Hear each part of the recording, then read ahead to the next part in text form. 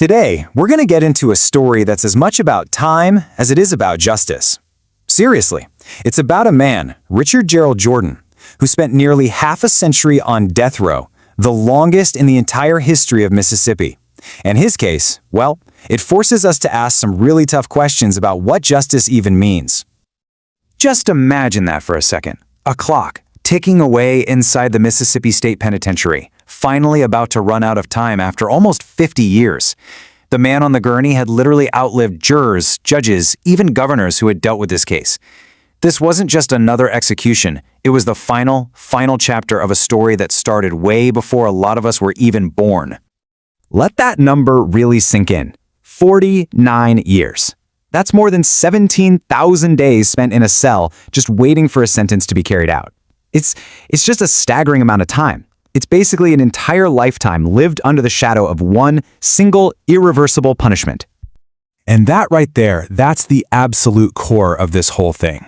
It's the one question that has haunted this case from the very beginning, and honestly, it still hangs in the air today. What does justice really mean when it shows up this late to the party? To even begin to understand, we have to go all the way back to where it started.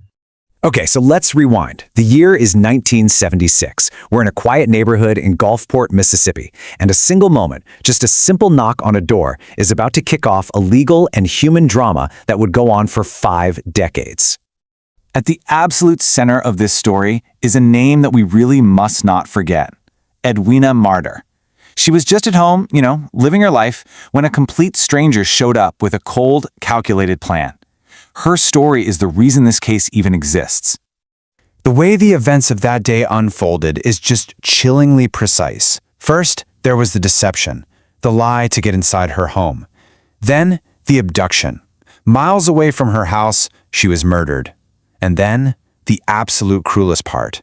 A ransom call was made to her husband, demanding money for a woman who is already gone.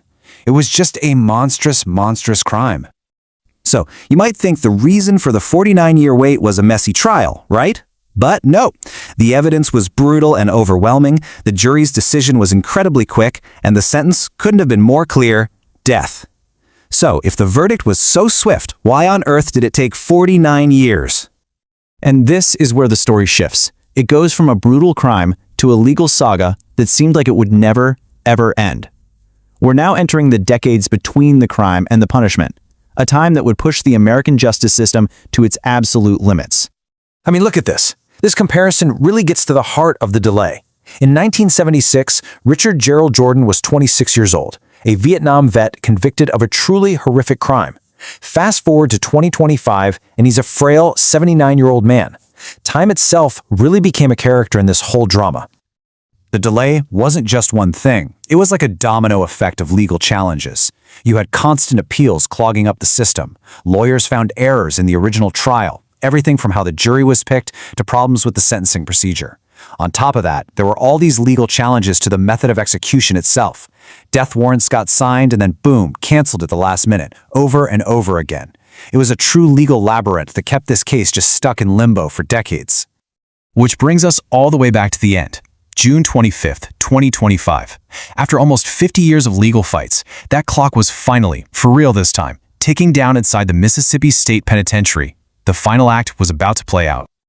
As all the witnesses watched from behind a pane of glass, Jordan spoke his last words. He looked at Edwina Marter's family and spoke to them directly, giving them an apology that was decades in the making. And then, it was over. At 6:16 p.m., after a lifetime of waiting, Richard Gerald Jordan was pronounced dead. The sentence that was handed down way back in 1977 was finally carried out. So, after all that, what are we left with?